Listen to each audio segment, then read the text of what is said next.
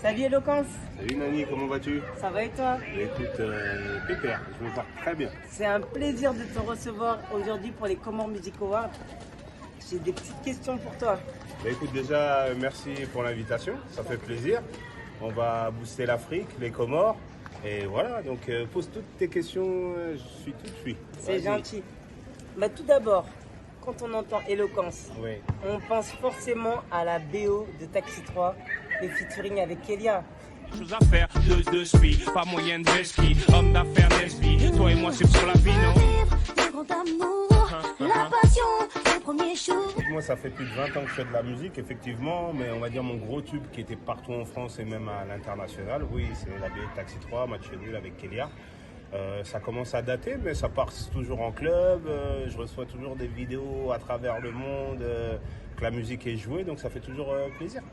L'année dernière, on a fait le Zénith, il y avait plus de 5000 personnes. Les gens connaissent même mieux les paroles que moi. Oui, j'avais vu que tu avais fait une scène avec Kélia, du coup c'était le Ouais, Zénith. on avait fait, on va dire, c'était un grand plateau rap R&B début des années 2000. Ouais. Donc il y avait moi, Kélia, il y avait du Daddy Naughty, il y avait du Matt Houston, il y avait même du La Rousseau. Ah oui, il y avait du lourd. avec Même du Mathieu L5 Ston. qui était carrément. perdu. Ah, on les avait Mais oubliés, on va mais- dire tous les gros tubes des années 2000, ils ont fait un plateau et on a fait le Zénith l'année dernière à peu près à la même période que maintenant, c'était en juin. D'accord. Et c'était blindé et c'était un super moment. Ah, tu m'étonnes. Ah, j'ai loupé ça alors. Ouais, Ah t'as là là. loupé, t'as loupé. Mais ça va être refait, des trucs comme ça. Tu vois, maintenant, ce qui revient à la mode, c'est la nostalgie. Donc, ils font de plus en plus de plateaux J'avoue. avec, voilà, avec des musiques d'une certaine époque que les gens veulent pas lâcher. C'est ça. Du coup, avec ce grand succès, on Ouais. t'entendait partout. Les Ouais. gens, ils te voyaient partout. Ouais. Comment tu fais pour gérer de passer de l'anonymat à être sous les feux des projecteurs? Comment ça se passe? Ben écoute, ça se passe assez facilement. Pourquoi? Parce qu'au début des années 2000, il n'y a pas encore de smartphone. Il n'y a pas encore l'ère Des du réseaux. téléphone, des réseaux. Ah Donc oui. en fait, les gens connaissaient ma voix. Oui. Mais ils ne connaissaient pas forcément ma tête. Moi aussi, après, quand le clip est sorti, etc. Mais tu avais moins l'impact de l'image. Donc, en fait, je le vivais... je passais encore anonyme, Ok. plus ou moins. Après, c'est quand j'allais dans des concerts ou dans des représentations où les gens apprenaient que c'était moi, que leurs yeux s'allumaient, ils demandaient des autographes, plein de questions, etc. Machin. Mais c'est clair que ça aurait été à cette époque actuelle, où tu as vraiment l'image qui est super importante, même plus importante que la musique. Là, je l'aurais vécu différemment, j'aurais pas pu me balader partout, alors que moi, quand c'est sorti, j'allais à Paris, j'allais en vacances, personne me faisait m'embêter, sauf si les gens m'avaient vu, mais j'étais pas sollicité comme les jeunes sont actuellement, donc je l'ai très bien vécu. D'accord. Mais là, ce que tu me dis, ça me fait penser que, en fait, les réseaux, du coup, il y a du bon, il y a du mauvais. Ouais. Parce que tu peux monter très vite en popularité avec les réseaux. Ouais. Comme aujourd'hui, comme tu disais, c'est plus l'image que la voix parfois. Hein. Ouais. Mais par contre, il y a le mauvais côté, le mauvais revers, en fait, le revers de la médaille. C'est que avec la popularité des réseaux, tout le monde te voit, tu n'as plus du tout d'anonymat, quoi. Ah ben c'est clair, mais après ça va avec l'évolution de tout. Tu sais, à l'époque, nous quand on a percé, le rap venait à peine de se développer, à peine à la radio, etc. Maintenant c'est devenu de la musique populaire, c'est comme de la variété. Donc eux, ils sont vraiment plus tarifiés qu'à l'époque, parce que justement, faire des clips où le visuel, ça coûte beaucoup moins cher qu'à l'époque. Donc maintenant, même un rappeur qui est en indépendant peut faire son clip. À l'époque, si tu n'étais pas signé en maison de 10, tu faisais pas un clip. Un Ouais, clip, t'étais ça en coûtait galère. 50 000 euros, 100 000 euros un clip. Ah ouais, carrément. Ah oui, ça n'a rien à voir avec maintenant. Avant, tu filmais les clips avec les caméras de cinéma. Et oui, Aujourd'hui, ça. avec des appareils photo, tu fais de la vidéo. Avec tous les nouveaux téléphones dernier cri, les smartphones, là, maintenant, Voilà, c'est plus ou facile. les appareils photo, exactement. Donc, c'est pas du tout la même époque. Le rap, l'époque n'a fait que grandir sur les 20 dernières années, quoi. Donc voilà. Donc moi je l'ai très bien vécu en résumé. Ah bah tant mieux, je suis contente pour toi.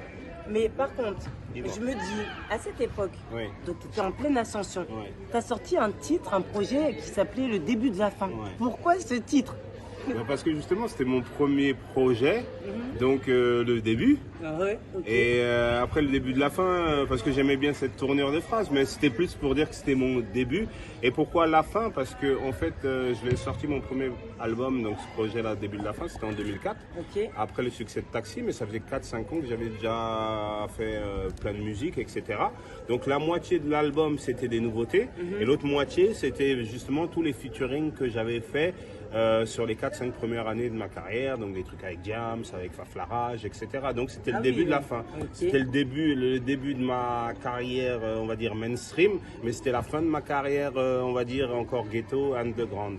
Donc voilà, c'était le début de la fin. Voilà. Ok, ah, t'as fait des beaux featuring alors quand même. Hein. Bah, Je écoute. pense qu'il y en a plein d'autres encore. Hein. Oh, il y en a tellement, je peux même pas tous les citer. Tu sais, des fois même sur YouTube, je retrouve des morceaux, je me rappelle même pas que j'ai fait. T'avais oublié? Ouais, bah oui, bah écoute, franchement, je commençais le rap fin des années 90, là on est en 2023, donc c'est un quart de siècle de musique et ça fait beaucoup. Ça fait un bout de temps. Ouais, Mais- et c'est pas fini. Hein. Ah ben je sais bien, je m'en doute parce que j'ai vu des choses qui sont sorties. Ouais. Ça on en parlera, je te poserai des questions à la fin, tu de m'en diras souci. plus. Par contre, il y a une phrase qui m'a interpellée. Tu m'as dit que tu aimais bien la tournure de la phrase, le début de la fin. Les tournures de phrases, j'ai l'impression que c'est quand même ta petite touche, ta Bah, note écoute, de fabrique, hein. bah, c'est Ton tout ça. blaze. Bah, déjà dans mon Éloquence. blaze, éloquence, tu sais, d'habitude les gens ils ont des noms de rap, c'est guerrier, Kalachnikov, des trucs un peu plus ghetto. Moi à la base, mon premier nom de rappeur c'était Eric, mon prénom. D'accord. Après je me suis dit, bah il faut quand même un blaze, tu vois, Ouais, ça un fait pas blaze. trop vendeur quoi. Et en fait, quand je rappais un jour, j'ai mis éloquence dans un... J'ai fait une rime avec éloquence. Après, je me suis dit, j'aime bien ce mot parce que éloquence, ça veut dire quelqu'un qui parle bien et qui arrive à convaincre les gens. Et pour moi, un rappeur, un MC, bah justement, c'est un gars qui représente. Donc, quand tu représentes ta cité ou la banlieue ou l'Afrique ou quoi que ce soit, bah, faut avoir un certain bagou, savoir bien parler. Donc, éloquence, ça colle pile poil. Ah ben, et, je confirme. et ça commence par un E comme Eric, donc je me suis dit, voilà, éloquence, vibe. Éloquence vibe. Ok, Voilà. donc on a la petite histoire. Merci beaucoup. Alors là maintenant, je veux te poser des questions sur un gros truc que j'ai vu par rapport à toi. Un projet avec une personne de la NBA. Tu vois de qui je parle? Une star de la NBA même. Ouais, qui est maintenant retraité de la NBA, mais oui, qui va rentrer d'ailleurs au Hall of Fame, c'est-à-dire... Son nom, son prénom. Tony Parker. Ouais. Eh oui, Ouais, le ouais. grand Tony Parker. Ouais. Fabulous, come on. Venezo, come on. Corescal, Bah, écoute, ouais, ben, un peu après Taxi, etc., 2-3 ans après, il voulait faire un album. Il m'a invité en featuring, mais finalement, moi j'ai dit oui, mais j'ai préféré m'investir plus dans le projet, donc j'ai été son coach en matière vocale. Je l'ai aidé à retravailler ses textes et pendant 2-3 ans, moi et Corescal, des gros producteurs Oui, de Corescal, l'époque, exact, ouais. on faisait des allers-retours, on a essayé de bosser Aux un États-Unis album. du coup? Ouais, bah, à San Antonio directement. D'accord. Donc, on était soit au studio, soit chez lui, soit au match en train de le supporter. Ah ouais, c'est- Donc, mon premier match NBA, c'est une finale NBA que j'ai vue en 2005. Et après, j'ai fait sur 2-3 ans que des allers-retours. Et c'était une super expérience. Et je suis même tombé amoureux de la région là-bas, du Texas, qui est une super région. Il fait toujours chaud. Gros barbecue, La belle culture vie, quoi. mexicaine à fond, etc. Et voilà, c'était une super expérience. Bravo. Ça, Tony Parker, c'est quelque chose. Hein. Je pense qu'il n'y a pas beaucoup d'artistes qui ont eu cette chance Bah écoute, d'avoir... ouais, bah après en français, il y a Soprano qui a posé sur le projet, D'accord. Ah, qui est un Comorien, ouais. ouais, que je connais très bien. Bah, lui, je le Sopran Baba. connais, on se connaît depuis plus de 20 ans. D'accord. Parce qu'à l'époque, j'allais souvent à Marseille, donc via Kenaton, tout ça, j'ai connu Soprano avant même qu'il perce. Il avait 16-17 ans. D'accord. Ouais, donc on se connaît bien depuis longtemps. Donc il y a lui qui a posé dessus, Oui. il y a Booba qui a posé dessus. Et après c'était des Américains, il y a Jamie Foxx, l'acteur d'Hollywood, Ah ouais, qui carrément. avait posé sur l'album. Ah On ouais. a bossé aussi avec Grand Corps Malade aussi sur un titre. Ok. Et voilà, et désolé pour ceux que j'oublie. Mais il y avait plein de monde qui ont bossé sur le projet. Ouais. D'accord. Eh ben, bah écoute, merci pour toutes ces informations. Tu vois, j'étais pas au courant de tout ça. Ben voilà. Maintenant, j'aimerais que tu m'en dises un peu plus sur ton actualité parce que tu allais commencer à parler tout à l'heure et c'est pour maintenant. Ben écoute, T'en es où après moi justement après tous ces trucs-là, vers 2010, le rap avait changé, Internet est arrivé, avant ça achetait des CD, après Internet la musique est devenue gratuite, moi j'avais pris un peu d'argent donc je me suis dit la musique était devenue plus un business qu'un plaisir. Donc avec mes petites économies et des amis, on a ouvert des business en fait. J'ai ouvert dans mon quartier une épicerie, pas très loin de là. Ah, d'accord. Voilà, et à Paris. À la PLC. Voilà, PLC. PLC à Évry de 91. Donc je me suis mis dans des bises, hein, tout simplement, pendant quelques années. Mais après, l'amour de la musique est revenu. Et après, en 2016, j'ai commencé à faire de la musique par moi-même. C'est-à-dire vu que j'étais plus en maison de disques indépendant, donc j'ai produit mes disques, etc. Donc maintenant, dans la nouvelle ère, si tu n'as pas une maison de disques derrière, les gens ne savent plus vraiment que tu existes. D'accord. Mais moi, je suis revenu à l'artisanal, donc je produisais tout moi-même avec 2-3 copains et j'ai sorti depuis 2016, là on est en 2023. Tous les un an et demi, j'ai sorti un album et là le dernier en date c'était l'année dernière, ça s'appelle Maison Suave, Éloquence. Donc je vous invite à aller streamer l'album, même en indépendant, voilà, sur ce projet on a plus d'1 million de streams quoi. Mais d'ailleurs tu parles de Maison Suave, mais j'avais vu aussi un titre qui m'avait interpellé, j'ai plus le nom exactement en tête, je sais pas si c'est Maradona, mais tu fais un titre... Avant ce projet, j'ai fait un projet qui s'appelle Fiori Class et j'ai un des singles qui s'appelait Maradona 86 où quand il met la main, il marque et le but il est quand même validé. D'accord. Ouais, voilà. Donc oui, non, j'arrête pas la musique et je pense que j'arrêterai jamais. Et voilà. Ça fait partie de toi en fait. Bah écoute, quand plus de la moitié de ta vie tu fais quelque chose, bah de toute façon ça va continuer. Donc Éloquence. Oui.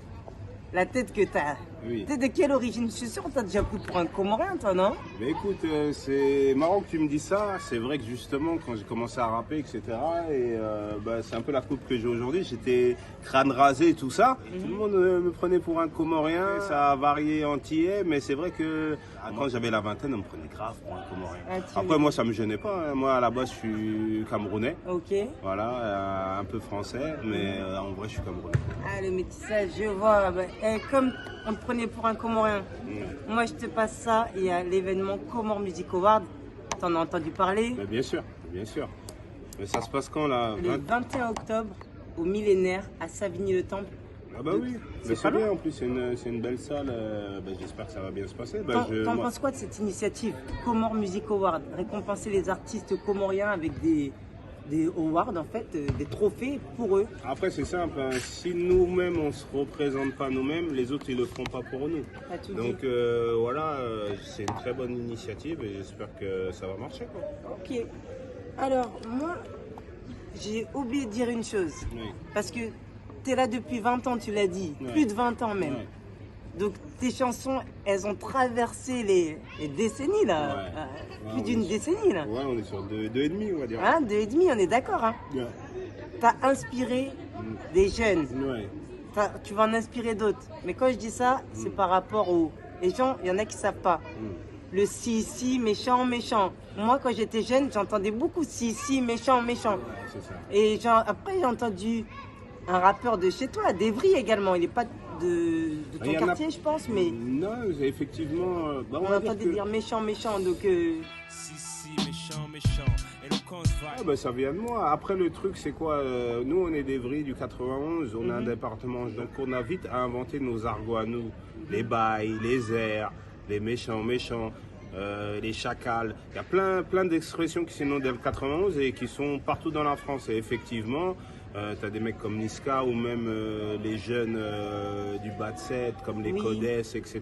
Ou même d'autres rappeurs. Oui, parce qu'ils sont du coin également. Voilà, ils disent, ils utilisent beaucoup ce bac ou ce adlib méchant ou méchant tout court. Mais il vient de toi. Hein, oui, ça vient de moi, mais après, ça c'est... C'était une expression dans votre ville, mais c'était toi qui l'as lancé dans les sons, en fait. C'est exactement ça. C'est-à-dire que en fait. les rappeurs, à l'époque, ils sortaient les argots de la rue, et après, ça se popularisait partout.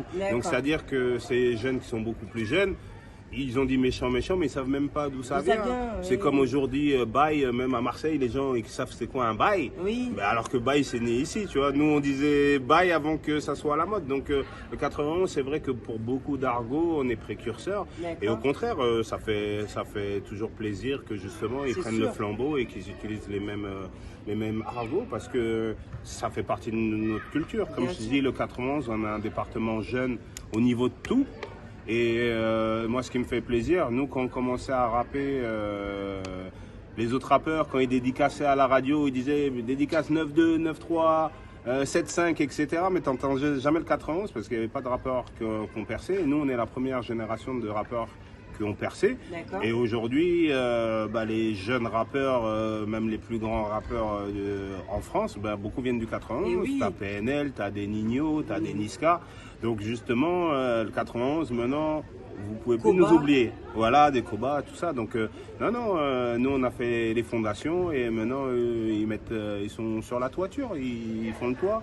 Et après il y a d'autres jeunes qui feront la cheminée et d'autres enverront des satellites dans le ciel et j'espère que ça va continuer. Tu vois. Et Moi oui, je suis oui. très fier d'être du 91.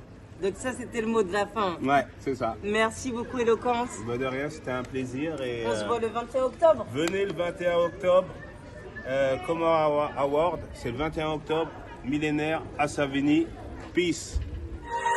Roi de Bélis, touche du bois comme Ébénis, finir riche